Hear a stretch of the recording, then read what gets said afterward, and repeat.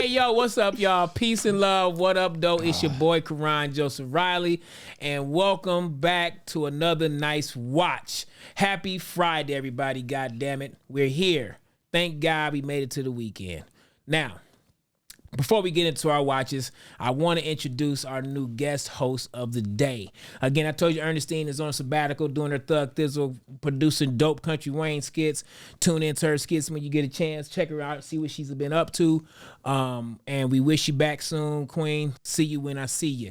Now, to get to my co-host is a dear friend of mine. He is a comedian, an amazing actor, an amazing brother, an amazing friend to me. He's been a friend to me for almost 20 years in this industry, and I consider him a brother.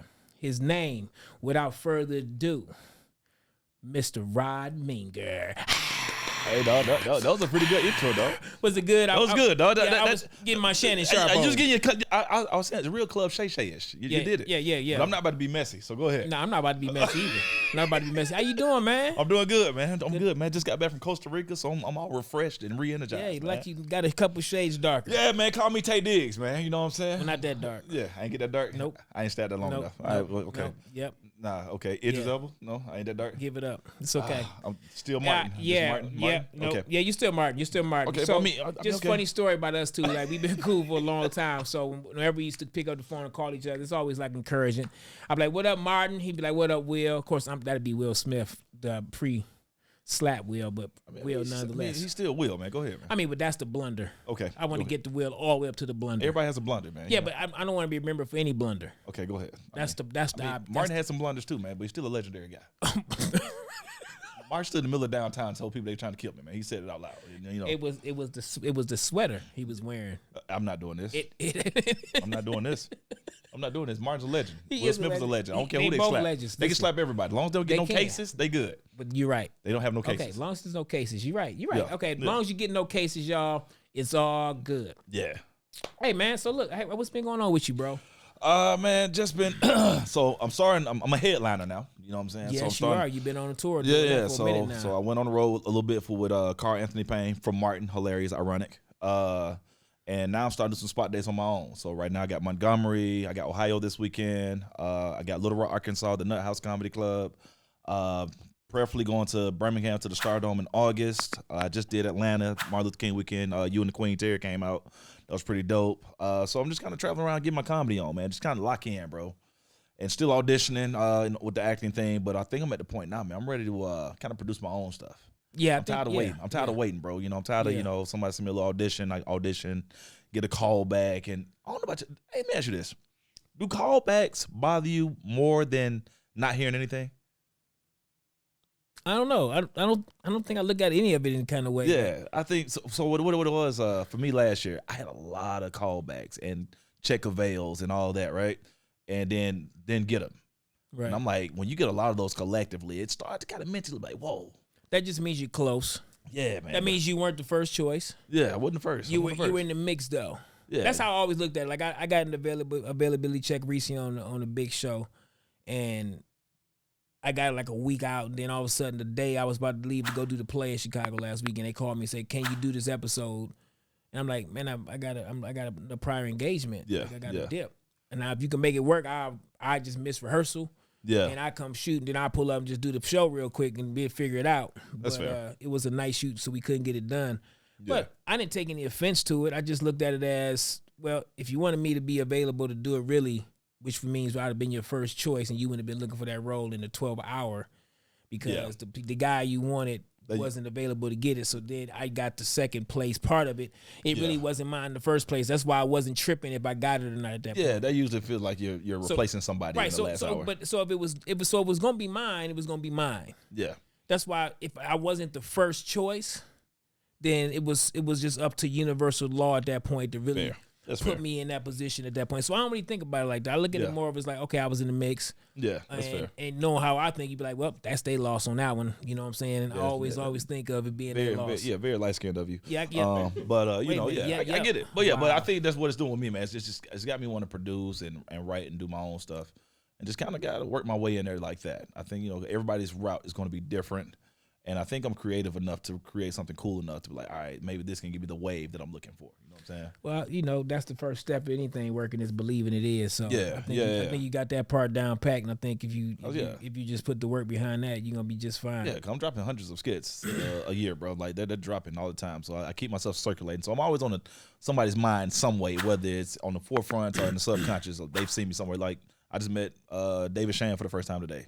It seemed like we had already met because I'm watching his stuff, he's watching my stuff, so internet puts you in everybody's mind subconsciously. So, but it's time for something big to happen, man. It's that time. So maybe I just need to create it. Yeah, man, it sounds like you got the message loud and clear to me. Yeah. Like Ernestine, my host always says, wait, don't, what is it? No, it's create, don't wait. Create, don't create, wait. I'm mad that wait. I knew it and you didn't. I knew it, fool. No, I just had to get to it. If you knew it, you would have said it. If I had a teleprompter, I would have saw it and knew it, okay? I'm out here working with not all the things that all the stars have yet. But she says it all the time, though. She has sweaters and moving everything. On, man. There's a whole clothing line. Go ahead. You know what? Moving on. Go ahead. Ernestine, I got your back. Create, don't wait. Maybe I haven't bought a T-shirt yet. Wow, that's very disrespectful, too, though. You should have bought one by now. They've been out for 4 years. I've spent all my money on a hilarious shirt. Wow. Yeah. That's hilarious. All right, man. I ain't about to do this with you. Right, man. Hey, so look, man.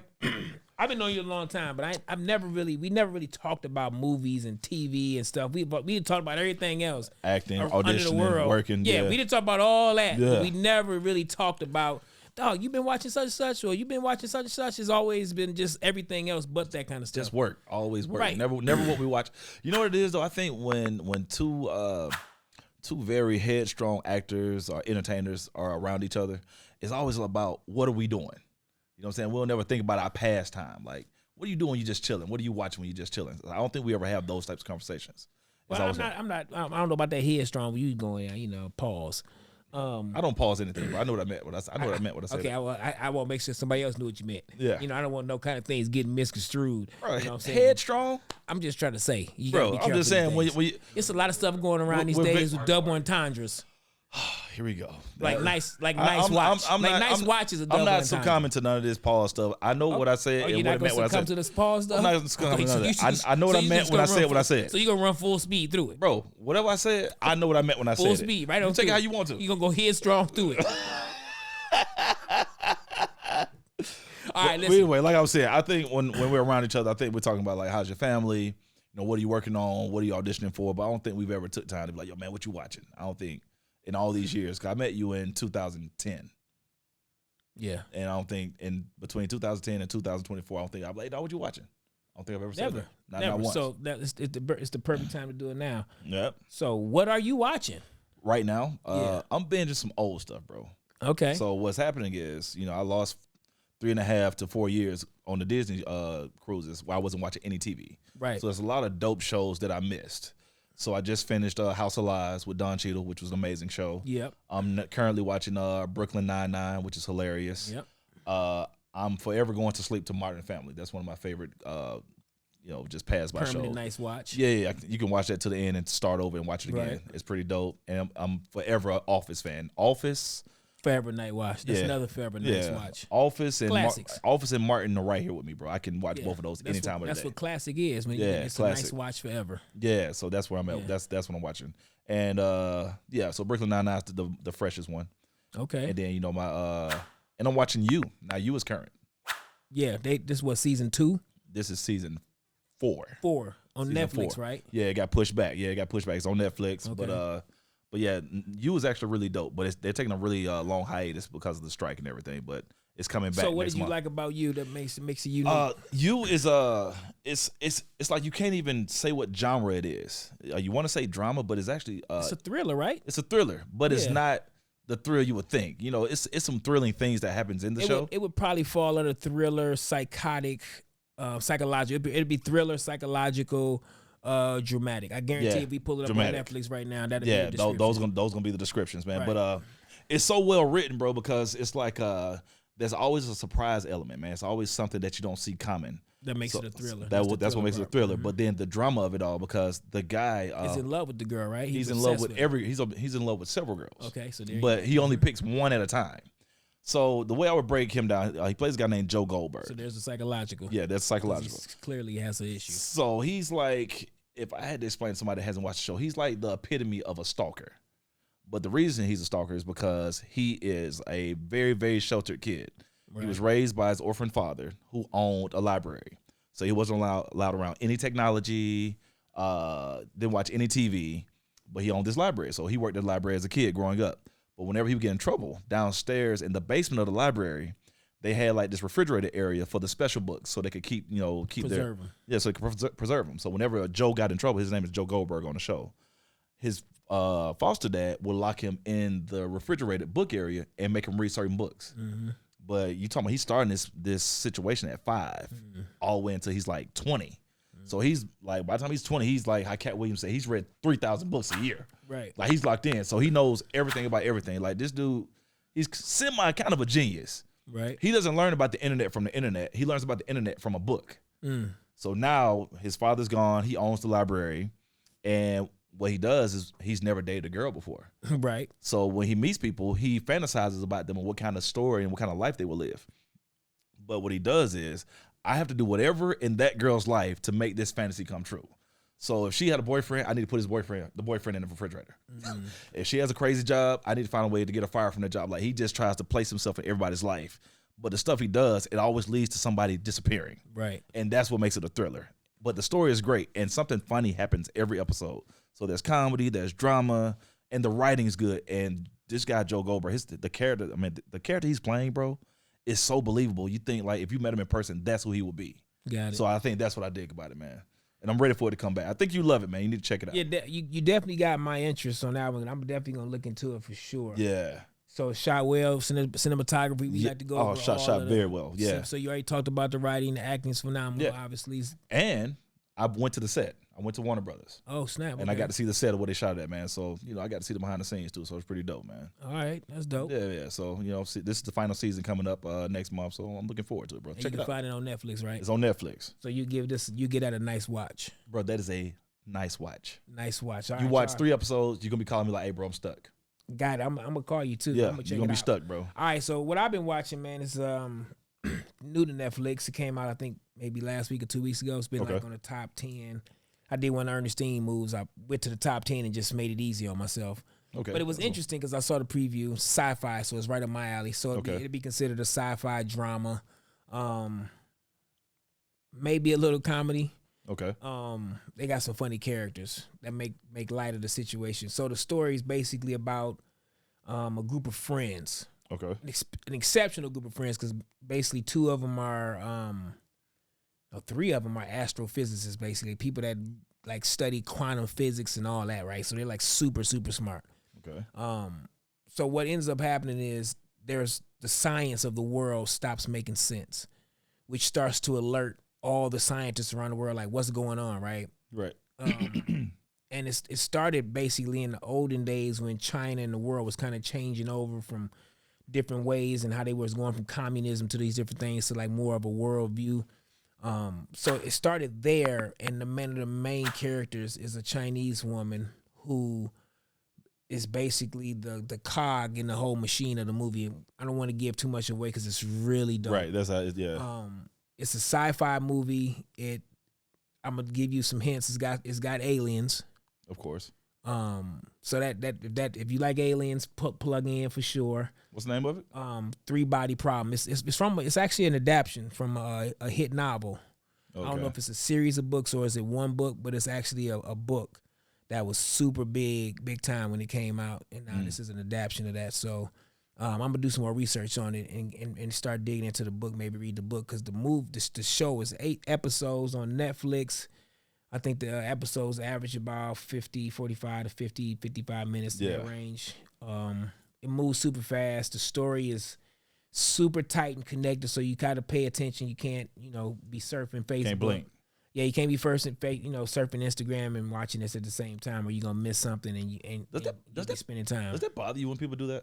No, I think the world now is nobody can sit still.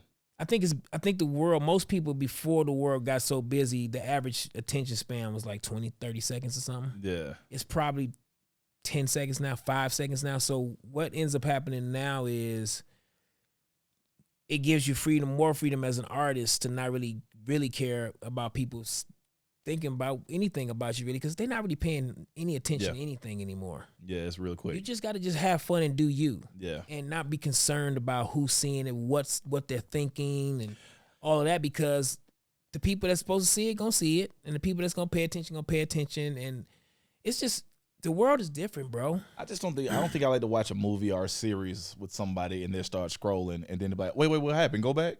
Yeah, no, that's nerve wracking. I don't do any of that kind of thing. I wouldn't. I'm not doing that. Yeah, my TV watching is private for the most part. Like me and my wife, we watch stuff together sometime when we get a series we want to watch. Yeah, that'd be our wind down thing for the night. But I think the key to a happy marriage, you got to have your stuff that you watch on your own too. No, I think that's very much very key, key because we got a different pattern of watching TV. Yeah. Cause like, my wife, she needs a break.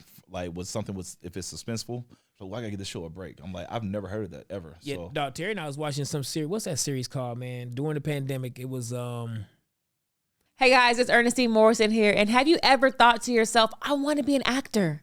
I want to be a producer. I want to be in movies, or I want to make movies. Well, listen, I have put a very simple 10-step program together for you, the aspiring actor, the aspiring filmmaker, the person who wants to get into the film and TV industry. I run a company called Greenlit ATL. We meet the first Thursday of every month in Atlanta, Georgia, and I've put together a 10-step, very practical, tactical way you can start getting auditions and start putting yourself in position to get into the film and television industry in a real way. Go to greenlitatl.com. That's greenlitatl.com and get yourself in position today to get into the TV and film industry. This is a multi-billion-dollar industry, and make sure that you are in it 2024.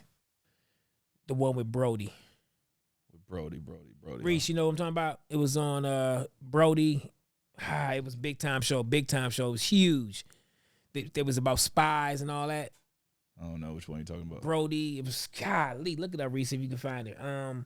But anyway, so we was watching this series, and it got so intense that she had to just stop watching it altogether because start messing with her sleep. She's like, I just got me messed up in my sleep. Yeah. That's how she was with you. She stopped watching it with me. I'm like, all right, cool. Yeah, I seen you when it first came out. Because it came out like in 2018, right? Yeah. Mm-hmm. So now they got the news they saying on series, it's episode 4, huh? Season 4, yep. Okay, I'm gonna have to go back. Nah, and do it's intense, bro. I'm telling you, watch 3 episodes, you're gonna be locked in. But yeah, that's dope. But I'm intentional. Like when I'm watching stuff, I put the phone down and put it face down, so I'm not paying attention. Well, yeah, let me ask you that. So as an actor, do you watch TV and movies differently? Like I know Ernestine and I, we talk about that all the time, and I want to make sure I ask that question to all my people. Yeah. So there's most things I watch, I have to watch it a couple of times, right? And because I watch it first for entertainment. Okay. But even with that, my brain is still moving as I'm watching it because, like I said, I want to start creating my own stuff. So I'm very intrigued with like how stuff transitions, right? Especially with sitcoms, episodics. You know what I'm saying? So like I like to oh that's cool how they moved into that scene. So then I kind of watch it like that. Then I'm watching lighting and how it affects you and how it makes you feel when you watch certain stuff. Like I don't know if you notice when you watch comedies, it's always really bright. It's always bright. It was a thriller. It's always really dark. And it's like, man, it's crazy how that works. And then when you're on set and you see how they make these things happen, so I kind of watch it like that. And I pay attention to the cadence of how people talk on shows. Comedy's gonna be a little quicker. Yeah, comedy's always faster. Slower. It depends. Law and Order, they talk very fast. Yeah, because it's procedural. Correct. So they go really quick. Boom, boom, boom. Procedural drama. Yeah. So I pay attention to stuff like that. So I go back and watch it again from another perspective. Yeah. So I don't think I'm ever watching it. I can't ever just chill. I'm always like, oh man, that's really cool. That was a good transition. I like the way they did that. Oh, this person talks fast. Or then you see certain characters, like, oh, I would like to play a character like this right here. You know what I'm saying? I kind of watch it like that. Or I like to see who draws me to the show. I know a show we watched that we both watched, Suits. Suits. I loved Lewis's character. Yeah. Lewis's character was very, very engaging. Like he had me like, dang, what is he gonna do? Lewis was dope. Dope character actor. Dope character actor, and that was the perfect example of character development because they didn't give you all of Lewis. Yeah, they let us bleed. They let it bleed out perfectly. Yeah, it was just like they sprinkled him for like 3 seasons, and then the writing on Suits was amazing. Oh, they killed it. And they was always walking. I'm like, man, that's so cool how they created every scene somebody's walking. Well, they created the environment, and the law firm had to be busy. The energy had to be up, so it was very rarely a static situation. The only time they had static conversations was when they were in the offices, or at night. Yep. Everything else was moving. Yep. Because they wanted to create that energy for the show and make you feel like you was a lawyer. Like, yep. And everybody thought he was a lawyer after Suits. Dude. I remember I hit Terry with a joke one night. She was going over something. I was like, I'm gonna ask Harvey about it. She was like, Harvey who? I was like, ooh, Got you. Yeah, got her. Fell for it. Yeah, Suits is a nice watch. If you haven't seen Suits, Yeah. that was I think we might have reviewed Suits on here, but yeah, you can always Suits. Yeah, check out. and it's coming Suits. back. Yeah, they about to start taping a new season or It's about to something. come Right? back. Yeah, man. I Yeah. hope those auditions come around. I wonder if they bringing Megan back. No, Megan's not acting ever again. She's not acting ever again. Nah, she's. You don't think so? She's gonna sit on that money and chill. She's. Do they got money like that? I guess maybe they do. I don't know. I don't really care. Yeah, you guess. Yes. I don't know. I Man, never thought about when it. Oprah pulls up to your house. But I think some of it be status, man. Like, I mean, Oprah came over. Stop. That's enough. Oprah, you don't think Oprah just pull Oprah up came on to you? their house. Oprah just won't pull up on No. you. No, why? No. When last time Oprah texted you? Did she text you? Did she let you know when she was watching the Super Bowl? Did y'all watch the Oscars together? We did Did not. Oprah like, We hey did Terry, not. you come on, mind if I come over and watch the Oscars with you guys? You know, No. you guys want to come over here and hang on this island with me? Let's hang out and watch the fireworks. But I fail to believe that it's because we don't have Oprah money. Oh, I mean, nobody really has Oprah money. There ain't a lot of people with Oprah's money, but I tell you, Megan's close. She's up there. Really? Megan's nice. Megan and the Prince are good. I don't know if it's more of a title or is it really they be banking like that? I don't know. Bro, they left and went off the radar and then told their story. I guess you're right. And to leave a kingdom and then go somewhere in private and start. By the time Oprah went over, they had a farm. They had animals walking around. They come on, man. They had animal money. Let's go there. When the last time you bought an animal? You're right. You see Animal the- money's there- different. You're there right. we go. Animal Like, money's yeah, different. you know. Animal money is different. I don't even know you pick cannot- animals up here. I be at the zoo like, yo, can I get an animal? Yeah, they had real animals too, They had, like like, goats and all sorts of and stuff. chickens and Yeah, horses you gotta and- have- that's a variety of money. Yeah. And I don't think they went and picked them out You're right. individually. Yeah, You're right. so yeah. Right. But I also would be remiss to mention an honorable mention, nice watch for this week's episode. Daria from Detroit. What up, though? Daria Kilpatrick is the writer creator of this show on BET Plus. I just started watching it yesterday. Terry put me on it, and I just started. It's called Daria. Daria from Detroit. I've been seeing advertisements for that. It is really, really different and good. Like is she Detroit? Yeah, she's from Detroit, born and raised. I think she's related to Kwame Kilpatrick. I believe it's his sister, if not correct, if I'm not wrong. But don't quote me on that. Don't try to hold it against me when I run for president one day. Okay? Right. Okay. So you don't want to read for read for this show? Oh yeah, you just let it happen. You let it happen. I remember that moment right there. I'm gonna make sure all that man, tax it's money. it's a lot of things you have to stop talking about. It's all good. It's a lot of things it's some videos you got to delete too. But There's a lot of videos you got to get off the internet. They got to go now. Well, So you got to start now. You can't wait till then. Well, maybe we should be the campaign manager. Yeah, You'll there we take go. care of all that. There we go. Yeah, But anyway, Daria from Detroit is a nice watch. I'm on episode 5. I don't know how many episodes it's gonna be. Probably more than likely 8. They air on Mondays, I believe. BET Plus. I'm just not getting caught up on the series, so forgive me if I don't give you all information. But I've given you the trail to find it, so I've given you half the battle. Daria from Detroit. What's up, everybody? This your boy, Rob Minger. Want to take a break from this amazing episode to let y'all know what I got coming up. First thing, if you're in our Ohio area, April 13th, Saturday night, I'm going to be at Wiley's Comedy Club. And then in May, I have a play called The Heart of a Man. Me and 16 other amazing kings going to be doing the show together.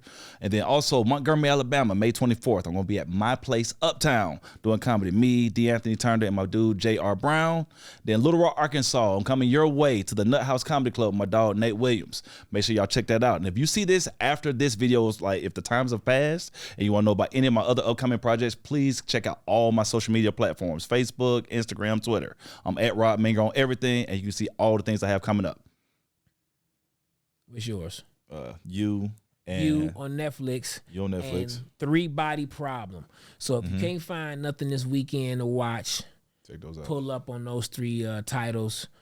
2 of them on Netflix respectively, and the other one on BET Plus. Yeah.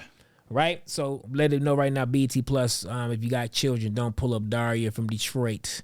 Don't pull up Daria from Detroit. You didn't try to read for that?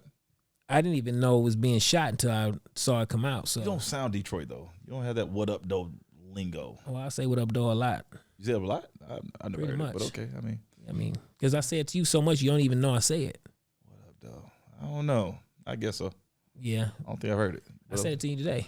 Did you? Yeah, I mean, you walk Maybe I on missed things. it. I mean, like you said, almost 20 years. Yeah, see? That's what I'm saying. You get numb to certain things. Yeah, But anyway, I opened up the show with what up, though.